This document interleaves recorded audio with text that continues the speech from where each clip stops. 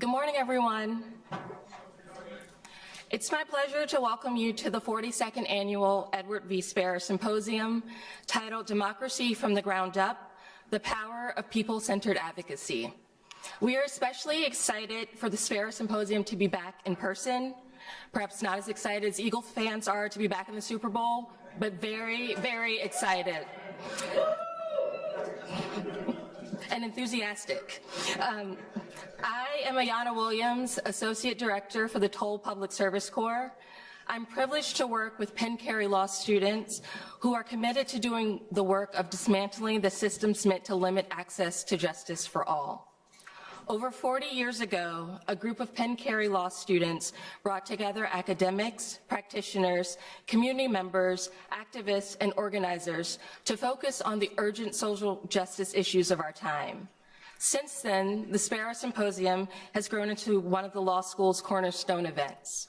Today, we continue in that spirit as we examine the fragile state of our democracy. You will have the opportunity to hear from brilliant leaders in the fight to secure democracy and to protect voting rights and civil rights, who have been invited here by our incredible second-year Toll Public Interest Scholars. These students have worked skillfully and passionately over the past several months to craft a symposium that not only explores how voter suppression historically and currently affects our political landscape, but also how we, individually and cumulatively, can work towards a future that abides by a true majority vote. It's especially significant that we have this conversation in Philadelphia, where the words "we the people" were first written. Despite these lofty words, the denial of full, free, and fair elections is a thread that runs throughout American history. From denying Black Americans full citizenship until the passage of the 13th, 14th, and 15th Amendments, to denying women the right to vote until the 19th Amendment, to poll taxes and literacy tests, and campaigns of terror and violence in the 50s and 60s and today, to recent Supreme Court decisions that weaken the Voting Rights Act, and to the election attacks in 2020. In 2020, more people in the history of America voted. They voted early, they voted by absentee, they voted by mail, they voted by drop box, they voted in person. However, the fact that so many people voted, many for the first time, does not negate the fact that the right to vote continues to be under unrelenting assault. It's not just who gets to vote, but also about who gets to count or recount and recount the vote. It's about moving away from independent election administrators and poll workers to partisan actors and partisan gerrymandering. Yet without the ability to vote freely and fairly, our democracy simply does not work. While we have all heard the adage, every vote counts, I personally struggle with the interplay between systems and individual actors and question how one person, one vote can make a difference when so many of the issues we face are systemic. Yet doing nothing is not an option. As John Lewis said, freedom is not a state, it is an act. I don't know if any of us has the answers, but I look forward to today's discussions as we grapple with questions like, how can we, as individuals and as a collective, act to protect democracy? How do political leaders and elected officials view the interaction between federal, state, and local elections? What lessons and strategies can we learn from labor organizing and movement lawyering to keep power in the hands of the people? We hope that these conversations, which we began during the symposium and look forward to continuing during our inaugural Spare dinner, will aid current and future lawyers and advocates in shaping a more democratic society, where we the people means all people. Thank you. I hope you enjoyed today's symposium, and I will turn it over to Devante Torriente.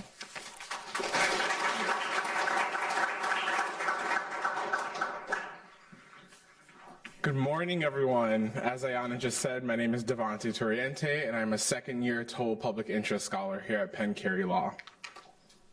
Thank you all so much for attending the 42nd Annual Edward V. Sparrow Symposium. Putting this symposium together was a labor of friendship and love. And before we get started with today's program, I want to take a moment to acknowledge, on behalf of all of the second-year Toll Public Interest Scholars, those who helped bring this symposium to reality. We could not have planned this event without the support and help of many amazing individuals and organizations.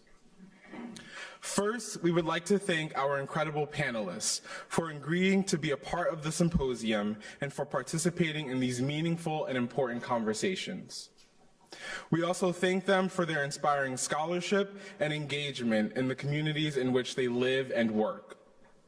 We would like to thank Dean Ruger, Dean Lin, and Dimitri Islam for the institutional support they have provided. We are privileged to be able to host this kind of event at Penn Cary Law.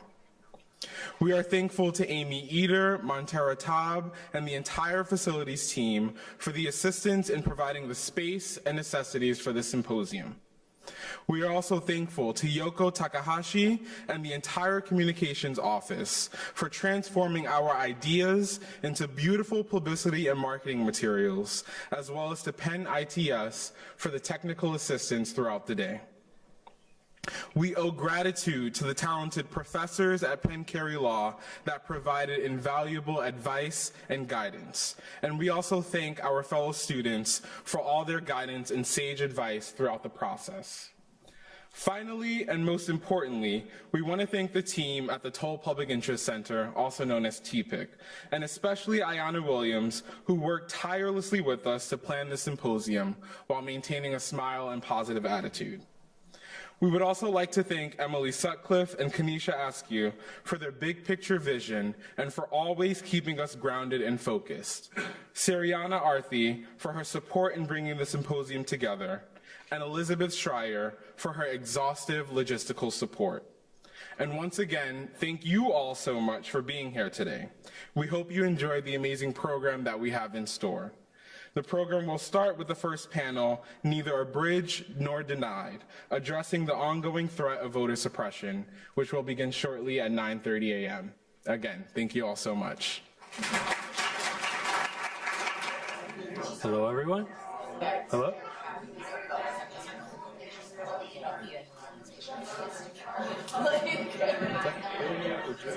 Hello, everyone. Hi. Thank you so much for being here today. We're going to get started with the first panel of the day. Thank you again for being here. And our panel is called Neither Abridged Nor Denied, Addressing the Ongoing Threat of Voter Suppression. My name is Juan Pablo Madrigal. I am a 2L Toll Scholar here at Penn Cary Law. One driver of decreased confidence in our political system has been the explosion of voter suppression tactics aimed at disrupting the democratic process.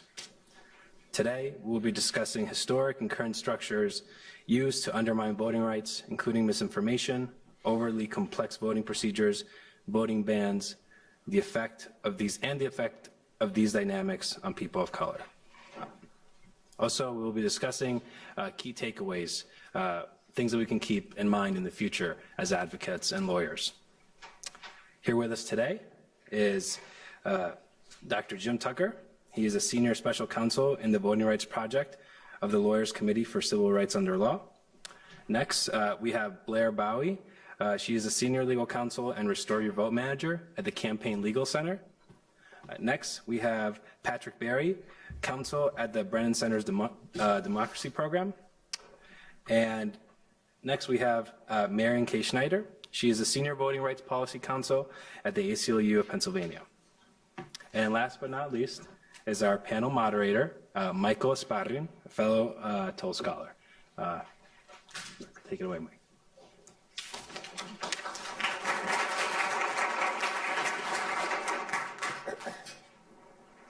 Can everybody hear me? Is this, the mic's working? Okay. I was going to make a joke about suppression, but it seems like the mic's working. So, thank you for that wonderful introduction, Juan. The title of today's panel begins with the words neither abridged nor denied, which is a reference to the 15th Amendment, which reads, "The right of citizens of the United States to vote shall not be denied or abridged by the United States or by any state on account of race, color, or previous condition of servitude." So as we see with the 15th Amendment, it was designed to reinforce citizens' right to vote. However, it should be noted that the 15th Amendment itself was a negative right and not a guarantee to vote. It says that the rights of citizens to vote shall not be abridged or denied, but it doesn't provide a guarantee to vote. And I think that ties in with today's discussion of voter suppression and the various policies and procedures that are used to stifle the vote. With all that being said, why don't we get started with today's panel? So, I know we all just read the bios of our wonderful panelists, but voting rights encompasses so much, and our panelists work on so many different issues. I'd like to start off today by just asking each of our panelists to talk a little bit about the work that you're doing right now and what you focus on in your positions at your various organizations to help color these bios. Why don't we start with Marian and then work our way down the line? Thank you, Mike, and welcome everyone. Thanks for coming this morning. Is the microphone not working? No? It sounds like it's working. You can hear it? How about now? Better? All right. Technical difficulties, always fun. Yeah, as Juan mentioned, I am the Senior Policy Counsel for Voting Rights at the ACLU of Pennsylvania. And my work really falls into three different buckets: litigation, legislative advocacy, and general policy advocacy. Right now, we have a case in the Western District of Pennsylvania under the Civil Rights Act of 1964, the materiality provision, and whether when voters forget to write the date on the back of their mail ballots, that is they cannot be disenfranchised for that immaterial paperwork error. We already litigated this once in Migliore v. Cohen in the Eastern District of Pennsylvania and had a unanimous affirmance at the Third Circuit, but the case was vacated under Munsingware last year. We also work on a legislative subpoena case coming out of the Pennsylvania State Legislature, which I'll talk about a little bit later. In legislation, there may be some opportunities, although I'm not holding my breath, since the House control of the Pennsylvania legislature flipped in 2022 to everyone's surprise. It's a single vote majority.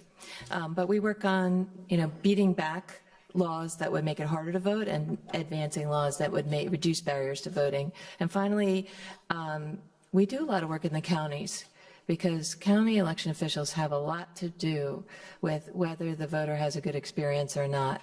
And so we are actually really ramping up our effort to take action and understand what's going on in Pennsylvania's counties. So with that, I'll stop and pass it to Patrick. Thanks. So hi, everyone. I'm Patrick Barry, and I'm an attorney at the Brennan Center. So in terms of the work that I do, it's similar to Marian. I do a mix of litigation, legislative advocacy, policy advocacy, public education.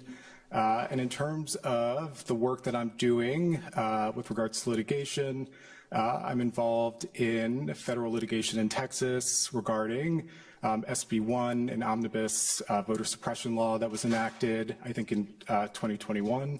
And we are challenging that law on behalf of faith-based and community groups under the federal Constitution, as well as the Voting Rights Act. In terms of policy advocacy, I've been doing a ton of work with regards to the recent arrest of formerly incarcerated people in Florida for what appears to be honest mistakes about their eligibility to vote. Florida's laws are just incredibly confusing, and the voter registration form just says very generally that to be eligible to vote, if you've been convicted of a felony, you need to have had your rights restored. Doesn't mention that there are carve-outs for particular crimes. There's no mention of the pay-to-vote requirement. And so we sent a letter along with the ACLU Legal Defense Fund and the ACLU of Florida to the Secretary of State, putting them on notice that we think that the voter registration form violates the National Voter Registration Act. And so we'll see if the Secretary's office reaches out to us to try to come up with a form that actually works. But yeah, that's mostly it. Hi, everybody. My name is Blair Bowie. I'm a senior legal counsel and the Restore Your Vote manager at Campaign Legal Center. Like Patrick, I focus on the ways that contact with the criminal legal system makes it harder or impossible for people to vote. So that ranges from felony disenfranchisement to some of the barriers to casting ballots in jail for eligible individuals, to prison gerrymandering. And our program looks at these issues both as legal problems, but also as access to justice problems. So we focus our efforts on working closely with organizations of formerly incarcerated people to help them build out capacity to make sure that people have access to legal information and tools that they need to be able to cast a ballot after having contact with the criminal legal system. So we provide them with training, sub-grants, all manner of things to sort of bridge that gap and make sure that those services are available in their communities. And then we work really closely with those groups to track where the problems and the barriers are coming into play and attack those with a suite of administrative advocacy, litigation, and legislative tools. Good morning. My name is Jim Tucker. I'm a senior special counsel with the Voting Rights Project at the Lawyers Committee. Like the other panelists, I really have kind of a wide variety of things that I do. For the better part of 6 years, I was on the National Advisory Committee to the Census Bureau. The last 3 years as the chair, I got involved with that specifically because we were concerned about undercounts of people of color in the 2020 census, which in fact happened again. We're continuing to work with the Census Bureau to address that. I do a lot of language access work under Section 203 of the Voting Rights Act. I spent the better part of 10 years bringing actions on behalf of Yupik and Gwich'in speaking Alaska Natives to try to secure the right to vote for them. And then in addition, I do a lot of redistricting work, again, like all of the groups up here. Right now, in fact, I just came in from New Mexico from 10 days of depositions that we're doing in San Juan County on behalf of the Navajo Nation and the Navajo Nation Human Rights Commission, which has been denied a second seat on the San Juan County Commission. Basically there it's a clear-cut case of packing. If you don't know what packing is, it's where you just try to put as many voters as you can into a single district to dilute their ability to have 2 or more districts. And there what they did is they have almost 84% of one district are of the voting age population are Navajo voters instead of dividing it up and having 2 reasonably drawn compact districts. I guess the last thing I should just mention is that, especially because we're here for the toll presentation, the Lawyers Committee is celebrating its 60th anniversary this year, and the Lawyers Committee was actually founded at the behest of President Kennedy in 1963. And so we rely, like all of the organizations do, on interns, externs, and a lot of pro bono assistance because there's so much work that we're doing, as you're going to hear today. Thanks. That's great. Thank you all. So I'd now like to take a step back and bring up the topic, or bring up the discussion of today's topic, which is voter suppression. So I think all of us have probably heard about voter suppression probably prior to today, and it's an issue that's gaining increasingly national attention. But I wanted to start with a primer maybe on what we mean exactly when we say voter suppression. So Jim, why don't we start with you at the end, and then maybe we can work our way down.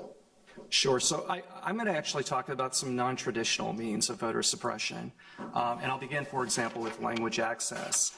What good does it do if you have equal access to the process, but no one's there to actually communicate with you in your language?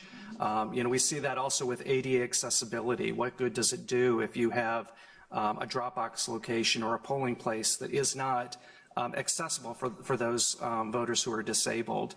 One of the things that we've actually seen a lot is there's been a big push nationally, obviously with the pandemic, to go to vote by mail.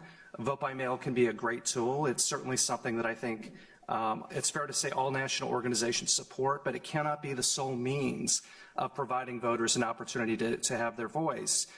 What do you do if you're illiterate and you can't read the ballot? What do you do if you can't afford the stamp that you put on the ballot?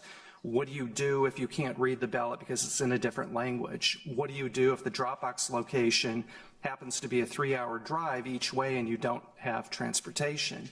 So those are all the sorts of things that we look at. It's not just traditional legislation or actions that deprive people of access to registration or to polling places, but it's also things that you may not think about just because other individuals, other voters don't have the same access that many of us do.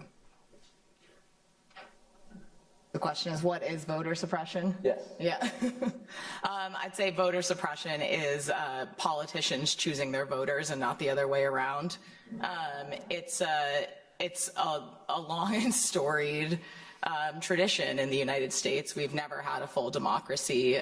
We had voter suppression at every level by just carving people out of the electorate wholesale. The right to vote was only given to white male landowners when this all got started. So there's carving people out under law and keeping them from voting, and that still exists today with felony disenfranchisement and with people under 18. And then there are just ways to make voting harder that are strategically chosen to carve out portions of certain communities. So these are tactics that are chosen by politicians because they intend them to have some sort of partisan or racial or both impact on the electorate. And of course, we have to mention Shelby County versus Holder and the Voting Rights Act. The Voting Rights Act served as a stalwart against certain voter suppression tactics for decades in this country. And then in 2013, it was basically gutted in an opinion which Justice Ginsburg called throwing away your umbrella in a rainstorm because you're not getting wet. Because it sort of followed this Roberts Court theory that racism is over and we don't need these protections anymore. Since that Shelby County decision, we've seen a lot of voter suppression tactics that are old coming back, a lot of novel voter suppression tactics, and yeah, there's a lot of work to do to get a Voting Rights Act back in place, but hopefully one that actually covers the full gamut of voter suppression, including felony disenfranchisement.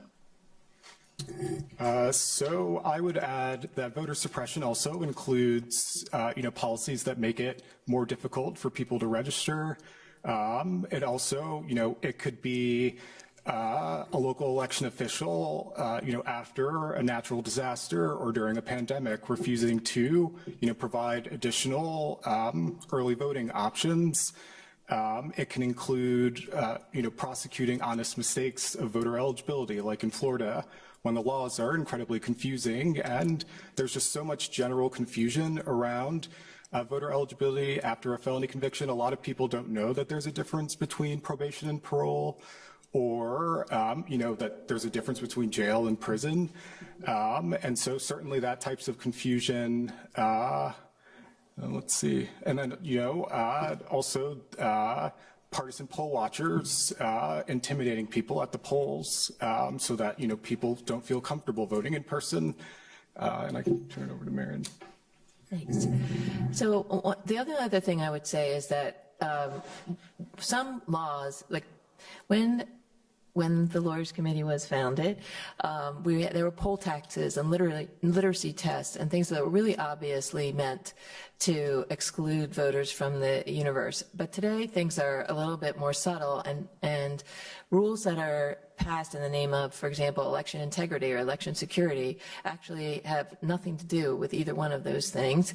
And some of those are like strict photo voter ID, which there are new studies out that show they definitely have a disproportionate impact on voters of color. So what we're seeing in Pennsylvania right now is, we have to make sure that there are no fraudulent mail ballots deposited in drop boxes. So we're going to send armed law enforcement to monitor the drop boxes, which actually we wrote a letter to the Lehigh County DA because they had a press conference telling people that's exactly what they were going to do. And in Berks County, the sheriffs patrolled the single drop box. But the other way that voter suppression occurs is in the implementation of rules that seem like they should be okay, but because they're implemented at the county level, there's a lack of uniformity. So some counties may make it really hard to return your ballot, and some counties may make the hours that they are open for voter services to be circumscribed. Some states have cut back things like they have Pennsylvania lags behind its the other states in the pro-voter options. I mean, we all need options, just like Jim was saying. We got to have more options for voters. We have very few in Pennsylvania, but a lot of states have cut back on, like if they had in-person early voting, they've curtailed the days and the times and the hours. If they had same-day registration, they've cut it off at a certain point. So all of these things add up, and the goal is to reduce the barriers. And And the interesting thing is, cross-partisanly, if that's a word, voters want voting to be easy and accessible, and they want everybody to have the same opportunity to vote. So it's not like these are coming from the electorate. This is a national playbook, and as Blair said, that the elected officials want to choose their voters. That's great, thank you. So Blair, to your point about how race has always been inextricably intertwined with access to the right to vote in this country, I wanted to hone in on that issue and ask you all, how do voter suppression laws affect communities of color? And I know, Marian, you just discussed this, but Jim, I know you've done a lot of really important work with Native American communities and language access. So maybe we can start with you, and then we'll work our way down. Sure. So, I mean, well, let's even take a positive development. So you have ranked choice voting in Alaska, which arguably is amazing because it resulted in the first Alaska Native elected to Congress. There's a single at-large election for the single seat in Alaska, basically to replace Don Young, who passed away early last year. The problem is, that's great, but you've got to provide information to voters in a way that they understand, because ranked choice voting is not something that there's a long history in the United States of voting that way. And as a result, one of the things that we found is that the state of Alaska simply has not communicated that information. We had federal observer reports because we have federal observers assigned to two of the three areas that are covered under our court order. And by the way, that's the other thing, just going back to Shelby County. The loss of Shelby County and the loss of Section 5 has resulted in the nationwide loss of federal observer coverage. The only way we can have federal observers designated now is by federal courts under Section 3A of the Voting Rights Act. The reason why that's important is because they are a critical means of identifying and stopping voter suppression where it happens. In Alaska, what they identified just through interviewing the poll workers is, and observing them giving instructions to voters in the covered languages, was that in many cases the interpreters didn't even know what ranked choice voting was. They couldn't explain it. They had no idea. If they did, they didn't know the words to use because the words simply did not exist in the Yupik language. And where you have that and you place a voter in a position where they simply don't understand the very election system that they're supposed to be casting a ballot in, it really precludes them from exercising their voice in a way that reflects their judgment. And again, that's a problem.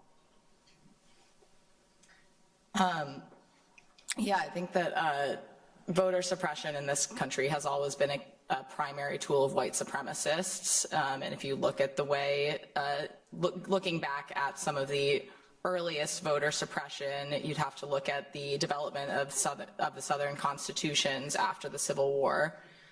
During Reconstruction, many Southern states ended up electing lots of black folks to Congress, and some states even had legislative majorities that were black. And when the Southern states had to rejoin the U.S. and pass their new constitutions that were ostensibly supposed to comply with the 13th, 14th, and 15th Amendments, they went into these all-white conventions with the explicit purpose of enshrining white supremacy in their states and getting things back to the way they were before the war.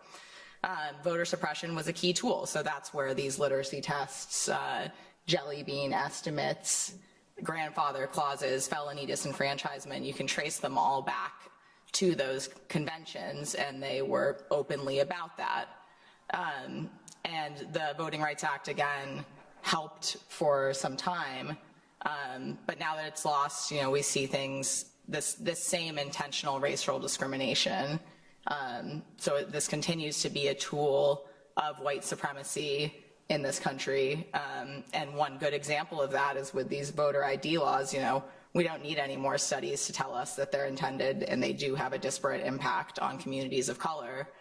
You can look back at one of the earliest voter ID laws after Shelby County versus Holder in Texas, where the legislature ordered the Legislative Research Service to send them a study of who uses what kinds of IDs broken down by race, and then went and wrote a bill that only included IDs mostly used by white people. So this continues to be how these laws play out, and it's what they're intended for. It is harder and harder to show that discriminatory intent because legislators have gotten savvy and are good at shielding it. And doctrines of legislative privilege are also expanding, not by any coincidence, in our opinion. So that's sort of where we stand, and that's what these laws are about. So I would add to that, and my apologies, as Blair mentioned, my focus is on rights restoration, so I'm going to be talking about that a lot today. But that is really a good example of a law that, you know, very clearly has racist intent behind it, and it still continues to function that way. And so, you know, you can look at Florida, where, you know, in 2018, voters overwhelmingly approved Amendment 4 to bring an end to permanent disenfranchisement in the state. But the legislature reacted by passing a law requiring people to pay off their court debt before they can vote. And, you know, people, shouldn't be required to pay to vote. That's a poll tax. We made that argument. We, Blair and I, I think all of our organizations, except maybe the ACLU of Pennsylvania, were involved in that case. They may have filed a brief with the 11th Circuit, but, you know, we made that argument and the 11th Circuit disagreed. And just because of the nature, how, you know, racism and class interact with, you know, people who are moving through the criminal legal system, in Florida, you know, black and brown people are more likely to be barred from voting because of a past conviction, and they're also more likely to, you know, not be able to afford to pay what they owe. And I would also just add, you know, what's also made it difficult to challenge these, you know, very clearly racially discriminatory laws are, you know, the federal courts. And also some state courts, though there are, you know, a number of state Supreme Courts that, you know, are pretty great. But Well, I'm going to talk about one topic. I just want to mention that the ACLU Pennsylvania has one of its priorities criminal justice reform, and we do a little bit of work on jail voting with our coalition partners, but I'm exclusively voting rights there. So, but I did want to mention that. One thing that we haven't talked about, there's two things I want to, I think that our system, the whole system of voting was not envisioned to make it easier for people of color to vote. And so when you think about, one thing that I'm looking into now is the drop-off in turnout in urban areas in Pennsylvania, which are generally more diverse, and there's a significant drop-off in turnout between the municipalities and the county-wide turnout and statewide turnout. And I think what we need to examine is why is our system of voting causing this? This is not news in Pennsylvania. This has been historically the trend, and so that's one thing.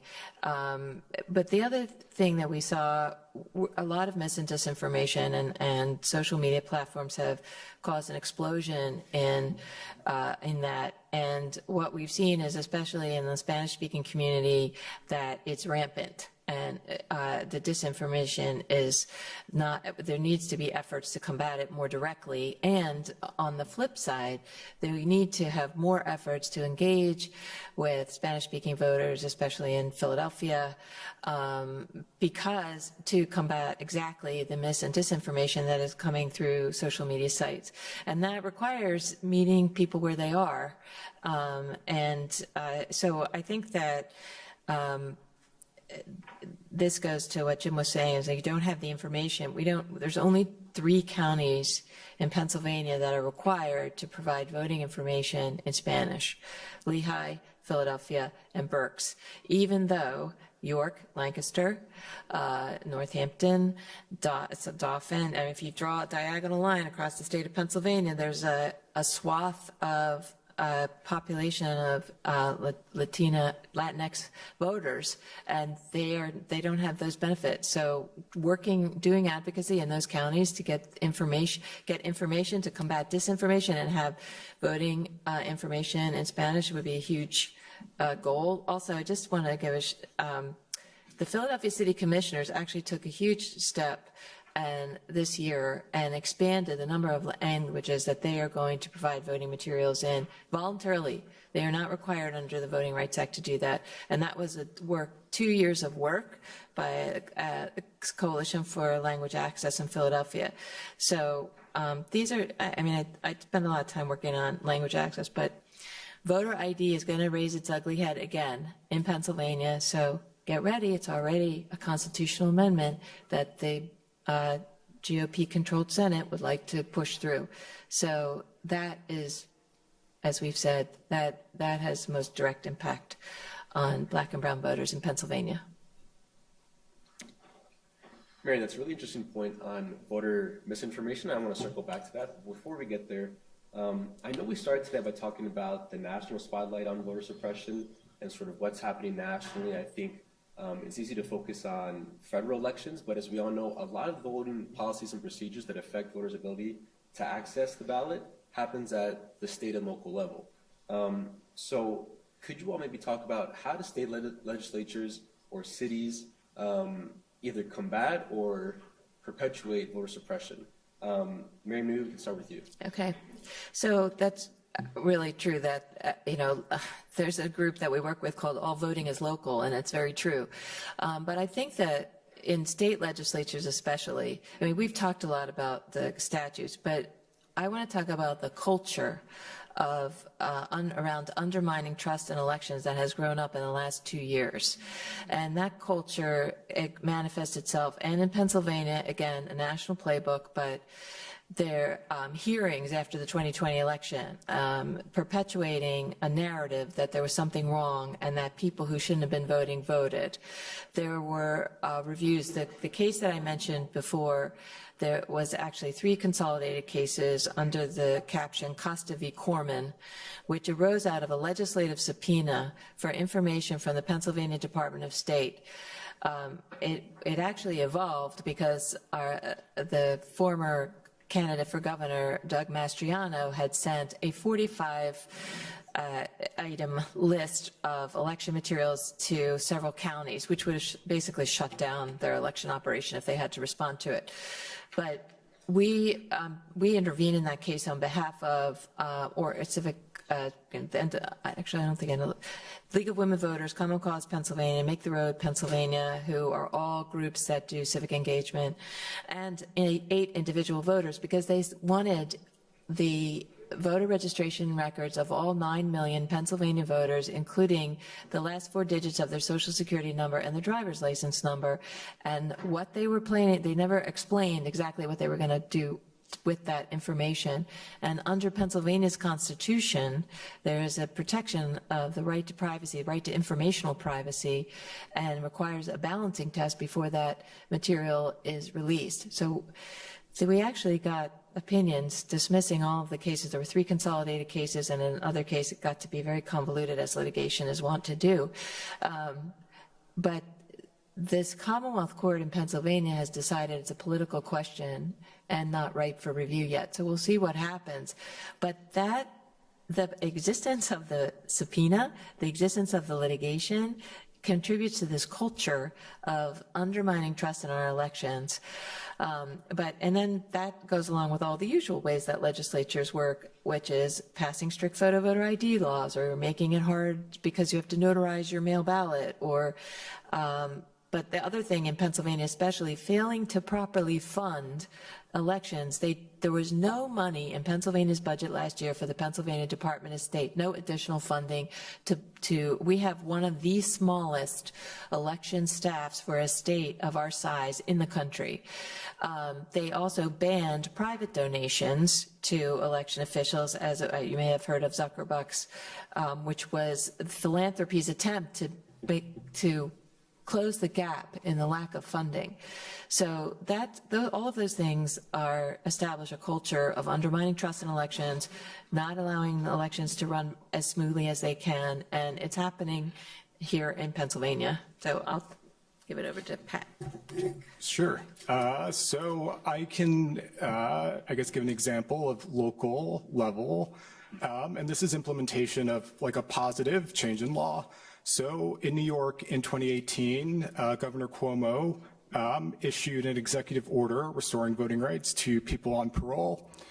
And I'm not even kidding you that in the lead up to the November general election, my colleague and I were still reaching out to individual county boards of elections to let them know that they're using old voter registration forms that say people on probation or people on parole can't vote.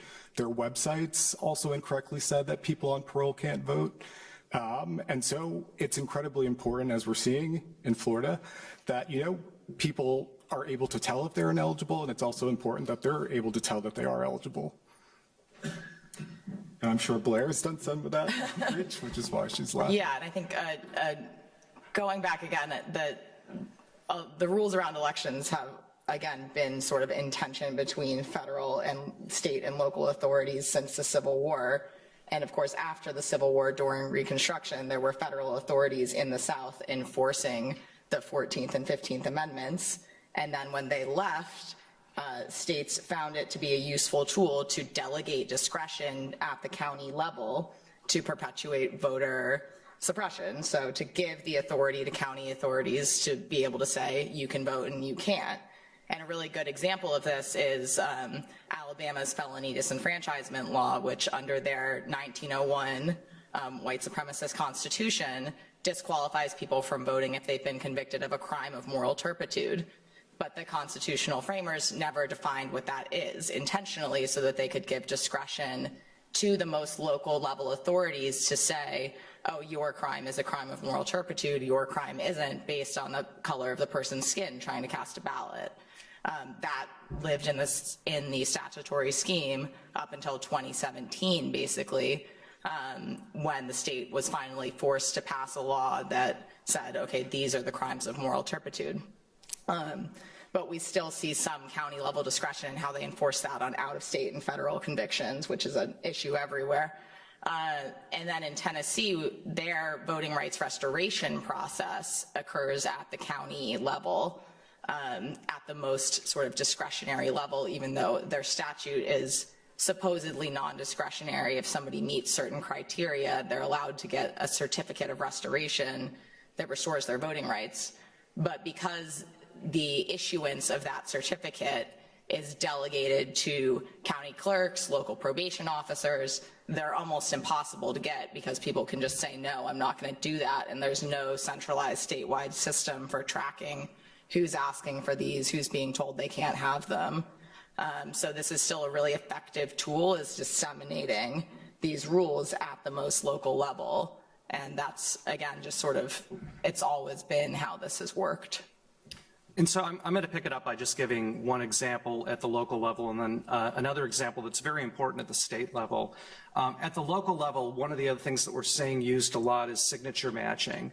I mean, can you imagine that you have someone who is a partisan individual who's having to make an expert determination on whether or not handwriting matches a signature that was signed 15 years ago? And it's been uniformly held by handwriting experts that your signature actually does change over time. So it's not surprising when you don't have it match up. But again, it's a discretionary measure, and we see it oftentimes being used by local election officials at the polling places, specifically targeting voters that they don't want to be able to cast a ballot. The state example I want to give, and again, this is really important because it feeds into what Blair had kind of kicked us off in talking about Shelby County.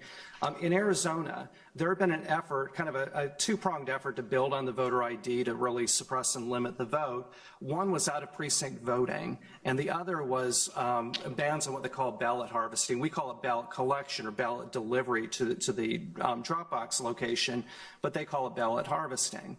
Prior to Shelby County, Arizona had passed legislation that would have enacted both of those provisions, and the Department of Justice, I don't believe they formally issued an objection letter. What they did was they issued a more information request, which basically said, we've got a lot of problems with this. We're looking at this, and it appears, based upon the face of what you've submitted to us, that you are specifically targeting people of color and going to make it more difficult to make sure that their ballots count.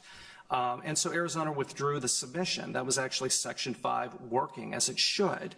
After Shelby County, when the state legislature convened, it was one of the first pieces of legislation the conservatives reintroduced in Arizona, and it was passed. Not surprisingly, just about every national organization, including all of ours, challenged it. And what happened is you ended up having the Brnovich decision.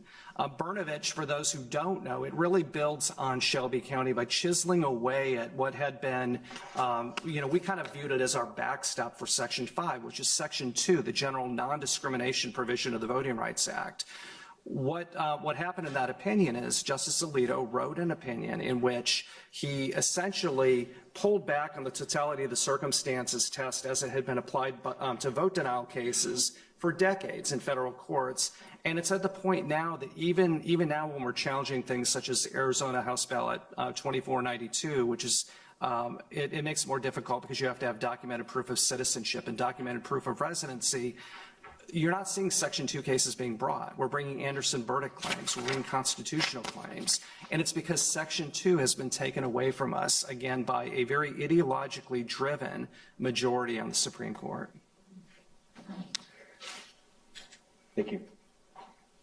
Now I wanted to circle back to our discussion on voter misinformation and disinformation. So Marian, I know you brought this up, but what role does misinformation and social media play in voter suppression and subversion?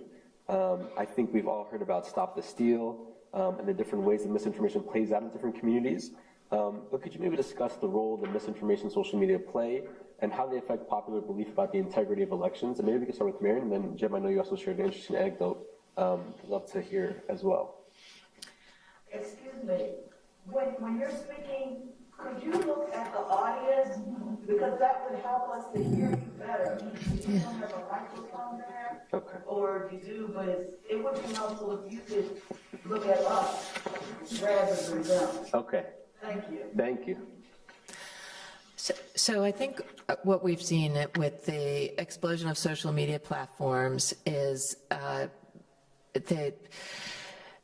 I guess, exponential spreading of information whose provenance is hidden. And so I think there's two things.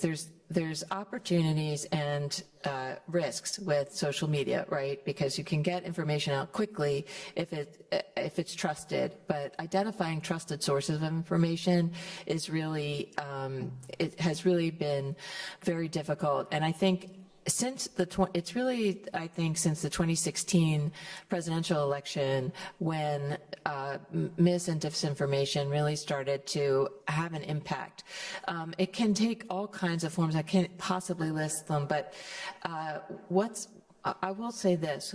One thing that's happened is that county and states now practice they do tabletop exercises where they have to deal in real time with the misinformation that's being spread in their regions on election day. I mean, so there's a lot of work that's being done to combat it, but I think the horse has left the barn in terms of social media proliferation. But I mean, I think that false narratives about I'll just go back about 10 years, maybe 10 years ago, they used to do it with robocalls. Like they would call the people they didn't want to vote and tell them their polling place had changed or election day was a different day. Now they just put it out on Twitter or some of these other platforms that I'm not on. I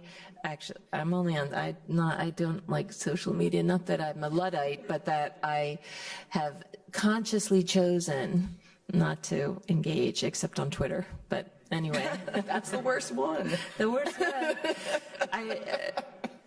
I don't know about that, but Facebook is pretty bad. But there's the Social Dilemma. Has anybody heard of that documentary, Social Dilemma? It's on Netflix. I encourage you to watch it. Okay. I guess I'll just give a quick example in terms of Facebook. So one of the biggest problems that we see, as Marian had mentioned, is where you have misinformation about the time, place, and manner of elections. The problem with that, and where it's really exacerbated by use of social media, is the key is you've got to get information out to the public immediately to correct it. And it's very hard to unring that bell once you have that information going out. Part of the problem is, at one point I was part of a group of civil rights attorneys that was brought out to Facebook's war room in Palo Alto to look at it. It's very, very fancy, very impressive, but at the end of the day, one of the questions we kept asking them is, okay, it's great if you're identifying bots or you're identifying misinformation that's being put out to voters on Election Day, what are you doing to correct it? And they said, well, we'll pull down the post like an hour after it's out. Okay, well, that's great. So you're stopping more people from getting that information. And what are you doing, and also preventing people from forwarding it? What are you doing for the people who've already received that information? And Facebook was consistently telling us that they would not put out what we wanted, which was to push out a message to all the people who had already received the misinformation to say the information you received was false. The time, place, and manner for your local election, it's at this location. The hours are this, from 7 a.m. to 7 p.m. If you have further questions, call this number. They would not do that. And it's part of the problem, I think, at the end of the day, is that there's always been, and this is the tension that you're seeing among all the social media organizations. On the one hand, they're saying that they want to be pro-free speech. On the other hand, they say, well, we also don't, we want to make sure that we shut down avenues for false information. But the reality is, the problem that they're finding is that the vast majority of the false information is coming from far-right conservative organizations and white supremacists. And their concern is that if we actually do what needs to be done to shut that down, we are basically cutting off a very, very large group of people who are sending, paying millions of dollars to promote these messages. And so I think that's the tension, because you have self-regulating private organizations that are becoming, free speech monitors, but when push comes to shove, they are erring in favor of having either the message go out or just simply stopping the message, but not promoting the true message that needs to go out to voters to undo or try to unwind the voter suppression tools that have already gone out. Well, and that's a really good point, because what the social media companies have an enormous amount of power in the control of the flow of information, and that's the real issue.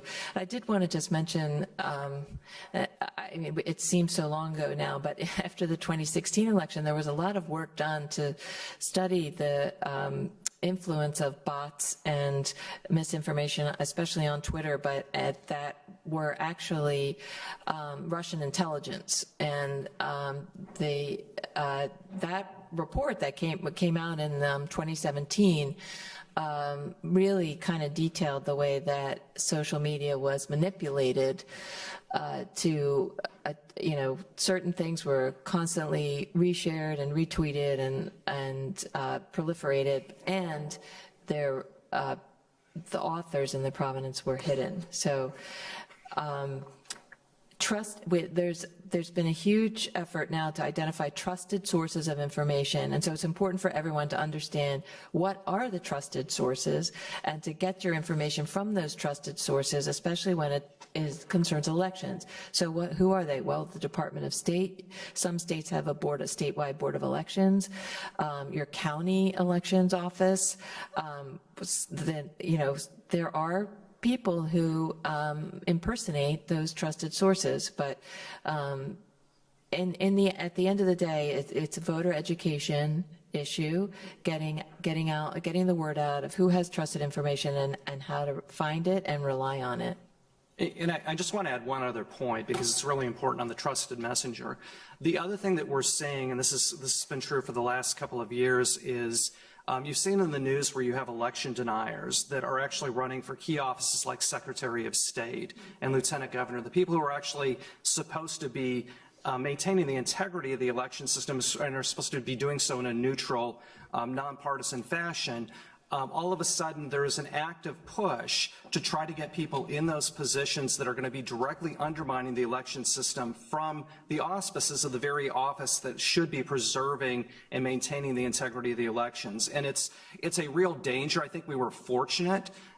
We dodged a bullet, so to speak, in a lot of the elections that happen across the country, but I don't know that we're going to always be so lucky in the future, and it's something we've got to keep an eye out on. What do you do if the people who are supposed to be, it's the fox guarding the hen house. What are you going to do if the very person in charge of the elections is actively trying to undermine the results to make sure the candidates they want to be elected end up winning. I think that's an excellent point, but I'll also note in 2022, very few of the election deniers who were running for those positions won. And in fact, none who were running in the battleground states won, including Pennsylvania, in which everybody had a collective sigh of relief. No, that's great, because I think a lot of us get much of our information about elections from social media, so thank you both for making those points. I now wanted to shift to another issue that came up a little bit earlier, I think, that Blair and Patrick, I hope you both can speak to this, which is felony disenfranchisement. So, Patrick, to your point, I think in 2018, Florida passed an amendment to their state constitution, which would have automatically restored voting rights to most Floridians with past convictions once they completed all terms of their sentences. But we know in many places across the U.S., individuals who have been convicted of a criminal offense have the right to vote either suspended or withdrawn. So Blair, maybe we can start with you. Could you tell us what exactly is felony disenfranchisement? What do we mean when we talk about this issue? And then I think we'll go back and forth between you and Patrick. Sure. So felony disenfranchisement is the loss of the right to vote upon conviction of a felony. There are also historically examples in the U.S. of loss of the right to vote for misdemeanors and other crimes. And I mentioned earlier that these laws really proliferated in the U.S. after the Civil War. There are some examples of disenfranchisement policies existing before the Civil War, but they were pretty few and far between.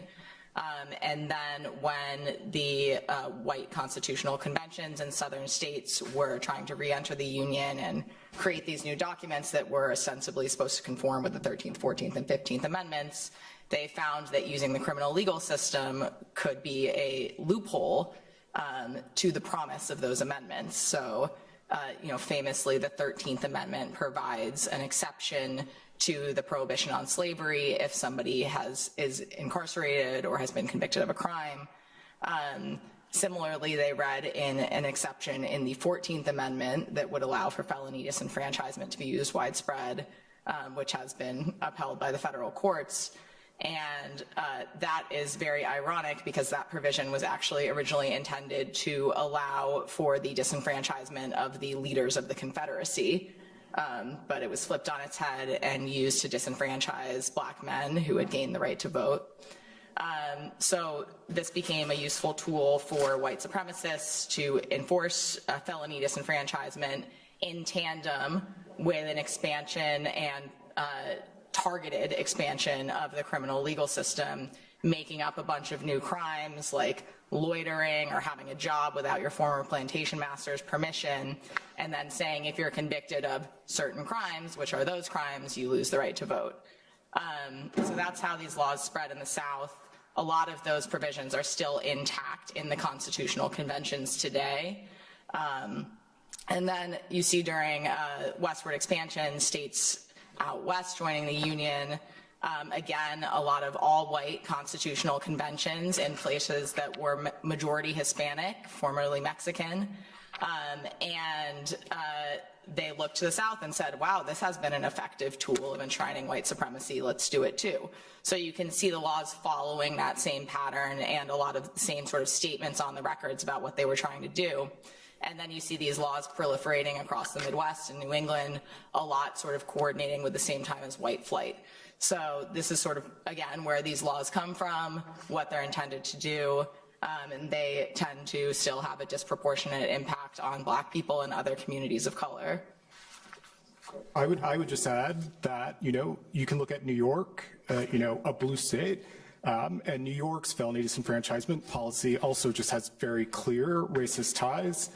New York used to have a property requirement for black men to vote, but when they were forced to get rid of that requirement because of the Reconstruction amendments, they adopted their present constitution, which provides for felony disenfranchisement. So it's really, all over. All of these laws are, very racist. I didn't know about that one. And then so where we stand now, I think there's about 20 states that automatically re-enfranchise the right to vote after somebody leaves prison. There are 2 states with no disenfranchisement at all, Vermont and Maine. Hopefully California and Oregon might join them this year. We'll see. And then there are, again, roughly 20 states that restore voting rights automatically upon completion of probation and parole, and 8 states that are just doing their own thing. I think that we are seeing a movement in the right direction in terms of public opinion and legislation in this space. Amendment 4, which Patrick has been talking about in Florida, was the largest expansion of the franchise since women won the right to vote. Unfortunately, was rolled back by Florida's legislature, so that was a ballot initiative passed by Floridians that was rolled back by the legislature there. But we are seeing positive movement in this felony disenfranchisement space. A lot of laws are making it easier for people to vote. I think that sort of comports with people's views that if somebody has served their time under a court sentence, that they should be allowed back in society. And there's a lot of studies showing that reenfranchisement reduces recidivism and sort of comports with many of these goals of the sensible goals of the criminal legal system. And to add to that, so I mean, this variation that Blair was talking about just causes immense confusion, not just among people with past convictions, but also, election officials and, other government officials. And so you can look at Florida where, the 20 people who were arrested by Governor DeSantis's election police squad, many of those people were told that they're eligible to vote by a government official and encouraged to register. We also put together, so these arrests have, they started back in the summer. And so we put together a guide to be used as a starting point and only by attorneys to try to explain, Florida's voter eligibility rules. And again, it's meant to be used as a starting point, and it's 25 pages long. Just because Florida's law is really complicated, and Amendment 4 had a carve out for murder and felony sex offenses, and the legislature passed a law to implement Amendment 4 that, in addition to having a pay to vote requirement, also defined murder and felony sex offense. And there are crimes that, one might reasonably expect to, fall into one of those buckets that don't. So for example, I was surprised that, third-degree murder isn't considered murder for purposes of, Florida's law. Manslaughter, for example.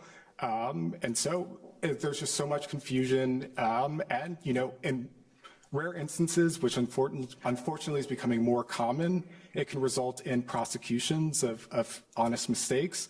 But more often than not, it results in people who are actually eligible not knowing that they're eligible, and they don't want to risk registering or voting because they don't want to be prosecuted. And Patrick, I want to stick with you. Could you maybe speak to the scope of these laws and how prevalent is felony disenfranchisement? Sure. So, and Blair made this point, but so the only states that don't bar people from voting with a felony conviction are Maine and Vermont. Washington, D.C., I think it was in 2021, joined them, but the remaining 48 states disenfranchise people for some period of time after a conviction, whether that be while they're just in prison or if they're on probation or parole, until they pay off their court debt, like Florida. And I meant to make this point, and I feel like Blair could probably explain this law better than me, but Tennessee, every time I reflect on, I look at Tennessee's felony disenfranchisement law, it's just so absurd. The year that you were convicted of, that's relevant, and I don't know, Blair, if you want to try to explain. Get into it later. But it's absurd.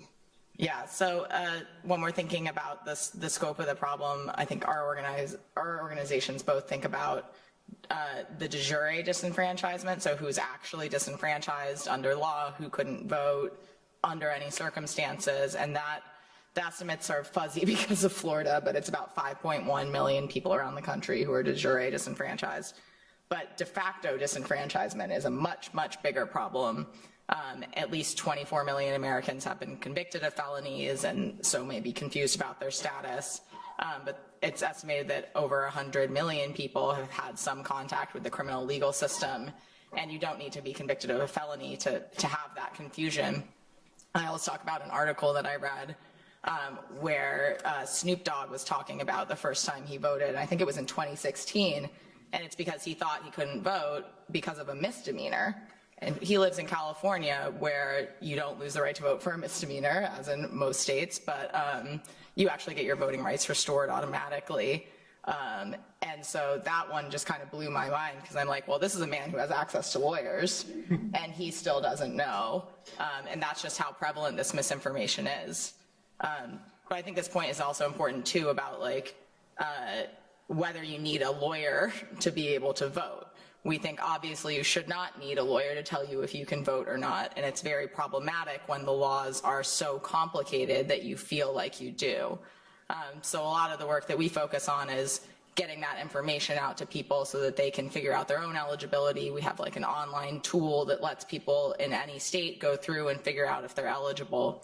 But more importantly, putting that information into the hands of community organizations and community organizers to be able to help walk people through these processes, even the most complicated ones. Because when you get into a situation where Florida is trying to head, where Ron DeSantis is trying to take Florida, where you're too afraid to vote unless you've gotten a legal opinion telling you that you can, that is a huge access to justice problem, and it means that people who can't afford lawyers are not going to vote. I would just add really quickly that the resource that Blair mentioned that CLC has is super user-friendly. I've used it before, and it's just really helpful, so it's a great resource. Thank you. Your 25-page guide in Florida is also very useful. Well, I do use it a lot, yeah. Feedback that it needs to be adjusted, and that's. But it's not your fault that the law is complicated. And anyway, I could talk about this all day, Yeah. so. And I wanted to add on one point, and this is why it's so fascinating, because I've learned so much from you and Patrick, just in terms of felon disenfranchisement. I didn't realize, so I've done a lot of writing on the 15th Amendment. The same two states, Vermont and Maine, at the time of ratification of the 15th Amendment, were the only two states that had never, that had always allowed black men to vote. So it's fascinating that there's a clear racial connection between the two. Wow.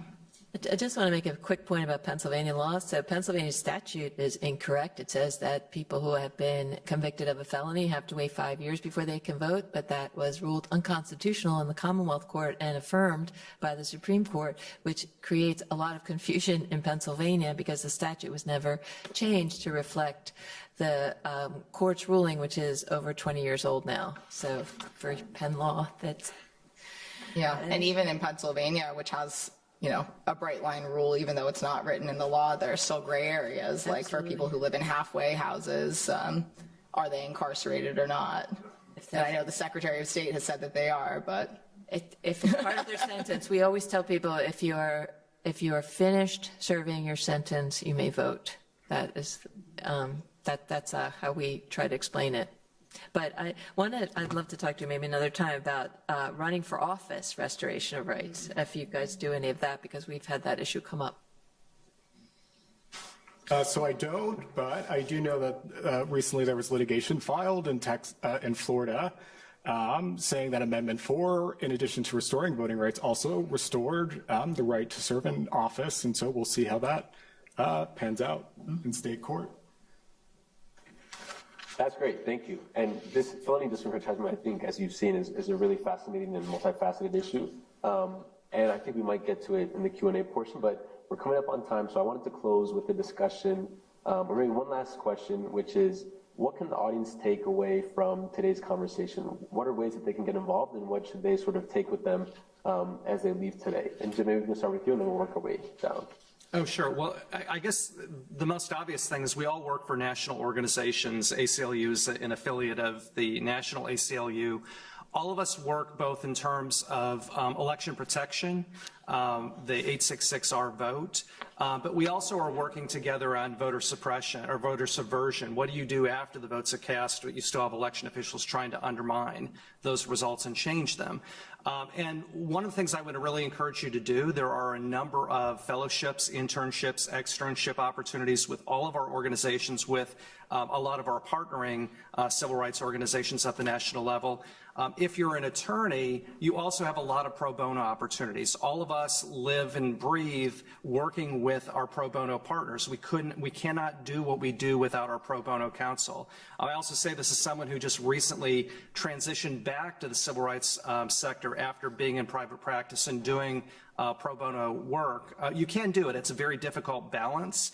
I will just share with you, I actually did, I calculated it, 17,500 hours of pro bono work over the course of 15 years in private practice. It's very, very difficult to do.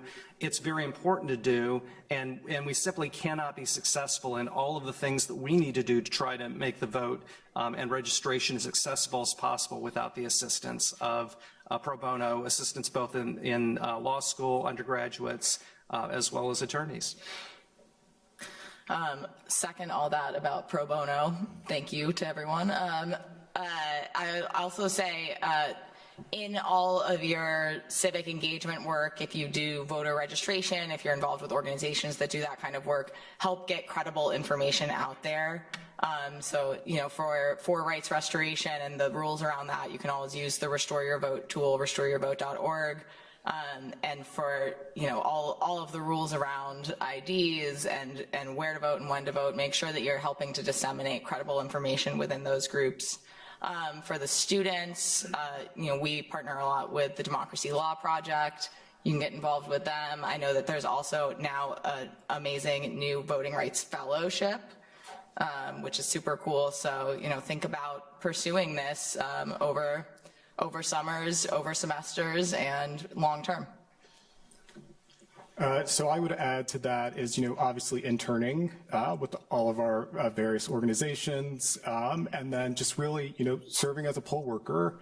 There are, you know, some jurisdictions where there is just, you know, a pretty severe lack of poll workers, and I mean, they make the elections work on election day, and so that's one way you know that you can do it, whether you're a lawyer or non-lawyer.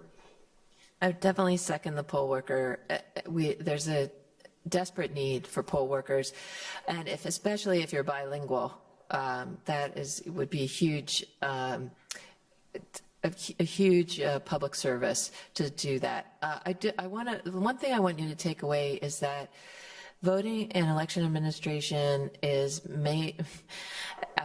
really influenced by the county organizations. So go to your county election board meetings. For those of you in Philadelphia, Wednesday at 11 a.m., the Philadelphia City Commissioners hold their meetings. Their calendar is on their website.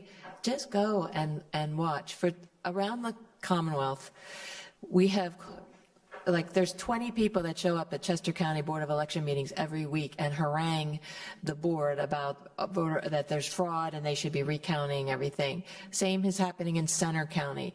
The same is happening in Luzerne. I mean, it's all over the Commonwealth. So for those of you who may not live in Philadelphia, try to attend the meetings and be supportive of pro-voter efforts of, you know, that our elections, yeah, are they perfect? No, they're not unblemished, but they work, but they need to be improved. And the voice of making things easier and accessible, we have to speak up about that in our own communities. We don't go below the county level in Pennsylvania. It's all done at the county level. So anyway, I would encourage you to do those two things. Thank you all. I think that's a great call to action. And now I'd just like to shift to the Q&A portion for today's panel. I think Juan has the mic, so we are opening it up to, and Ty as well, we are opening it up to questions from the audience. If anyone would like to talk about one of the topics that we discussed today, or something else related to voting rights and voter suppression, now would be the time.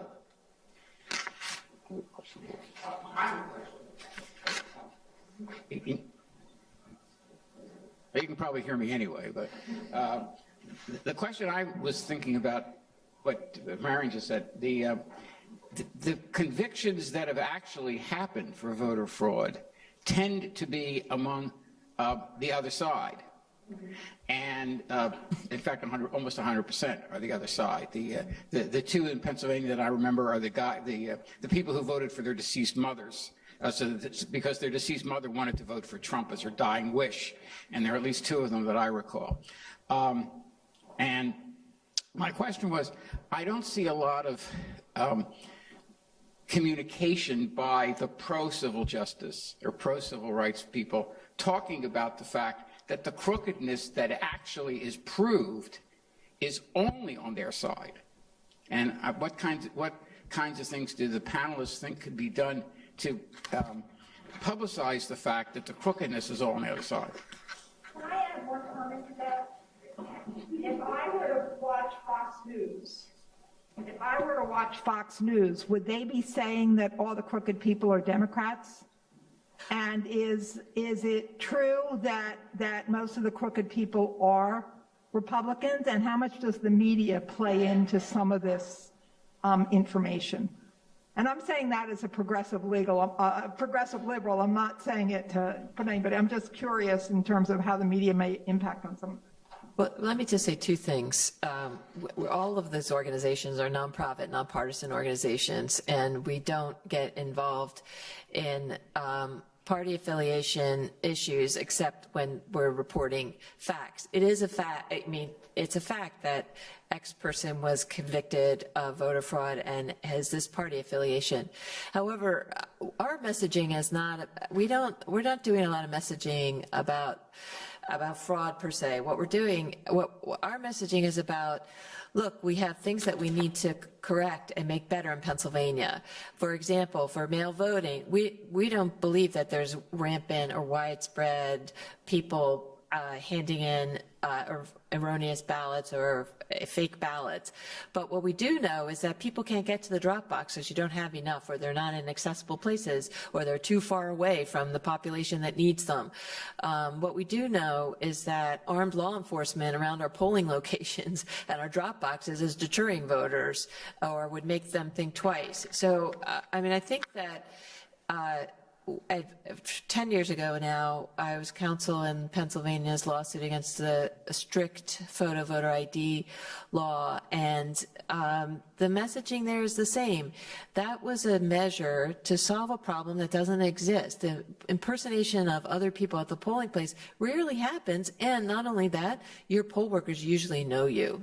I mean, they know me at my polling place. I was talking, and so people say, well, sometimes in urban areas, friends that live in the city say the same thing. They know all their polling. They know all the poll workers. So I think that the greater and heavier lift is getting the right information to encourage people to participate rather than talking about these rare, which they are rare, incidents that happen. I don't know if others agree. We could have a debate about that. I agree. These instances of voter fraud are vanishingly rare. The ones that have come up tend to only come up in the circumstances of it being a prosecution. So it's really a lose-lose-lose, because on the one hand it bolsters this phony pretext of that allows for more voter suppression laws, that allowed for the creation of election police forces in multiple states in the last year. So we don't want to do that, because this really rarely happens. It also creates more de facto disenfranchisement, because it scares people away, because again, these often come up in the context of prosecutions. And then the third problem is that it undermines overall faith in our elections. So it feeds into these narratives that the 2020 election was stolen, and so you can see why it's just something that's not really worth shouting from the rooftops about. And the only thing I want to add is that this is an overarching problem, I think, that we struggle with in the civil rights community. I'm just going to make a concession that, because it is a problem, and that is the messaging on the other side is very simple. The messaging on our side tends to talk about historical, disenfranchisement, history of discrimination that has caused socioeconomic disparities that lead to inequality. And that's a longer conversation, and you have to assume that the other side is going to be receptive and even want to hear that in an environment where they're actively attacking public schools for trying to teach Black history. And so I think that's part of the problem that we face is kind of twofold.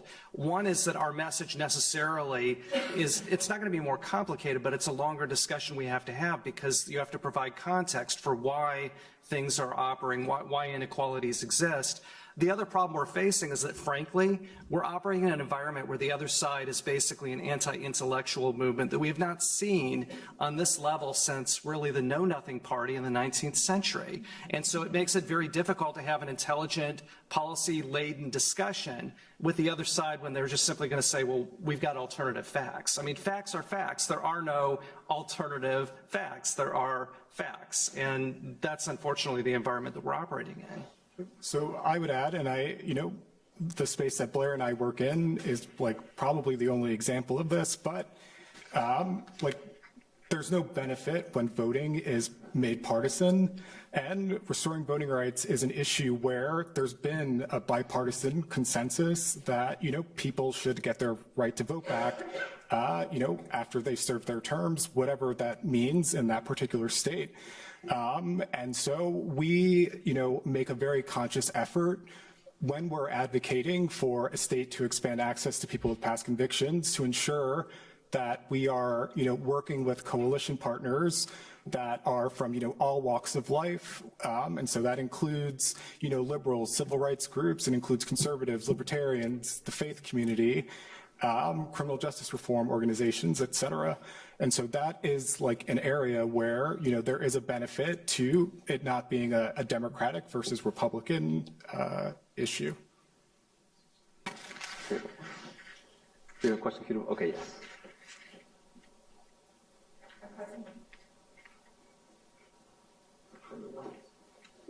Oh, okay. Sorry, I was holding it down. Okay. My name is Leah Sussman. I'm a law student. Thank you for being here. So I'm interested in the combined theme of voter suppression in the criminal legal system and also in the immigration system. It seems like you're all kind of touching on those different themes via fear-mongering with law enforcement, lack of language access, packing, absence of voter education in non-English languages.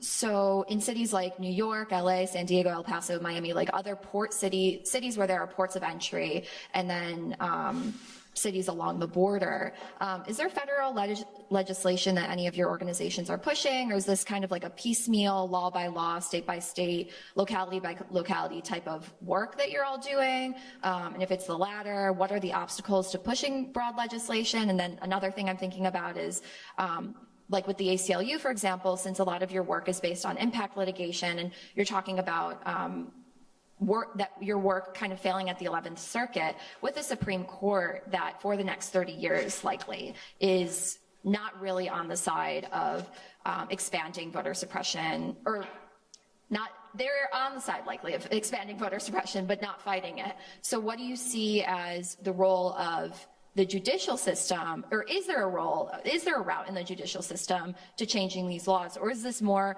like a proactive legislation? I don't know, that's a many-part question, but. So I'm happy to address the last part of the question. So, I mean, the courts right now, especially at the federal level, are incredibly hostile to voting. And that's also true in some states with regard to the state Supreme Court. But there has been a lot of success through the use of ballot initiatives. So Amendment 4 in Florida, in 2020, California voters approved Proposition 17, which allowed people on parole to vote. And then last year, I believe it was in Michigan, maybe another state where voters approved like an omnibus initiative that had a number of pro-voter measures in it. And so, ballot initiatives is a tool that's been used that gets around the legislature and litigation. Yeah, and I agree, Patrick, that the case law for felony disenfranchisement is not hot right now. It was never covered by the Voting Rights Act to begin with, and this carve out in the 14th Amendment has been read to mean that you don't get strict scrutiny on felony disenfranchisement or rights restoration laws. So it's an uphill battle. What we've found to be a useful strategy is using the courts to try to shift the burden of rights restoration back onto states in ways that make the law so annoying to enforce that the secretaries of state and elections officials get on board with legislation. So that's our strategy. That's been our strategy in Alabama and Tennessee. I think it helped be the straw that broke the camel's back in Alabama to get legislation passed that re-enfranchised around 200,000 people there. In Tennessee, we're working both in state and federal courts. I mentioned earlier that Tennessee's rights restoration system is decentralized and it's spread across basically the county level. We have a case right now in federal court arguing that because of that decentralization, there is a high risk of erroneous deprivation of the right to vote, of the statutory rights restoration mechanism, I should say. And that's a procedural due process violation. So we're going to try to force them to centralize the system. And we also have a state law case dealing with some of the contours of who can vote with out-of-state convictions that would re-enfranchise a lot of people and also be really annoying to the Elections Commission to enforce. So we're hoping that that bugs them enough to get on board with some of these reforms. And I'll just mention the legislative piece. I think it's fair to say all of our organizations are working at every level, federal, state, and local. Federal, we actually had some success. It was very limited, but you take it where you can find it in this Congress. The fact that we had the Electoral Count Act passed, that's really important because we want to narrow the ability of federal courts to misinterpret and misapply congressional intent. So having that, it's a critical first step. We haven't given up on the John Lewis Voting Rights Restoration Act. I don't think that you'll ever hear any of the civil rights organizations ever concede that we're not going to have a response to either the Shelby County or Brnovich decisions. It's really important because it limits, again, the ability, our ability to get relief in federal courts. At the state level, we've got the shining example of the California Voting Rights Act. There are considerable efforts across the country to try to replicate that in other states. And then, of course, at the local level, a lot of what we end up doing, it's not necessarily legislative, but we try to work in an affirmative fashion with local election officials to basically educate them, as you say, let them know about some of the issues we have in access and barriers and work with them to try to resolve those through the administrative process. I'll just add that, of course, it would be better to have uniform federal legislation that governs all the states, but trying to get that kind of legislation passed, it's been decades to try to really have comprehensive reform of voting rights at the Congress. And the For the People Act was H.R. 1 in the 2021-22 session. It did not pass. I think it might have passed the House, but it was stalled in the Senate, even though ostensibly there was control of the Senate. And now with the House, nothing is going to advance. So I think that there are victories. We were pretty happy with our unanimous decision in the Migliore case last year, including a Trump appointee, and we hope to replicate that in the NAACP against Chapman case that we have right now, and this is on the Civil Rights Act materiality provision. But one thing we haven't talked about, I think the first case that I brought under the Pennsylvania state constitution was in 2006, and that was Banfield against Cortez, and then the Applewhite case also was prosecuted under the Pennsylvania state constitution, and there are a lot of state constitutions have stronger language than the federal constitution on voting rights. Now, the ability of to assert constitutional protections against terrible statutes is at risk in Moore v. Harper, which is pending in the Supreme Court now, in which we will probably have a decision in June, and that's the independent state legislature theory.